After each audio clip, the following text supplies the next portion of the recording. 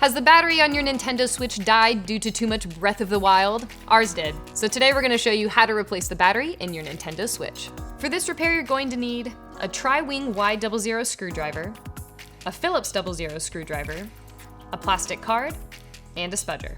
We also recommend using a magnetic mat to keep everything organized during your repair. Start by removing the 4 tri-point screws and 1 Phillips screw near the top vent. Next, remove the center screw on both sides where the Joy-Cons slide into place. Lift up the kickstand and remove the micro SD card if you have one. Then remove 3 Phillips screws. One is on top under the kickstand, and the other 2 are on both sides of the charging port. Now you can remove the back cover. Moving on, remove the screw holding the micro SD card slot and use a spudger to disconnect and remove the micro SD card reader.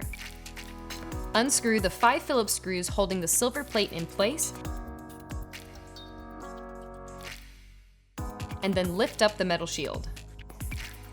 Use your spudger to disconnect the battery, then use a plastic card to gently pry the battery up and out of its well. That's all for this repair. Be sure to hit subscribe and don't forget to check out the description for all the links to your parts and tools. I'll see you next time.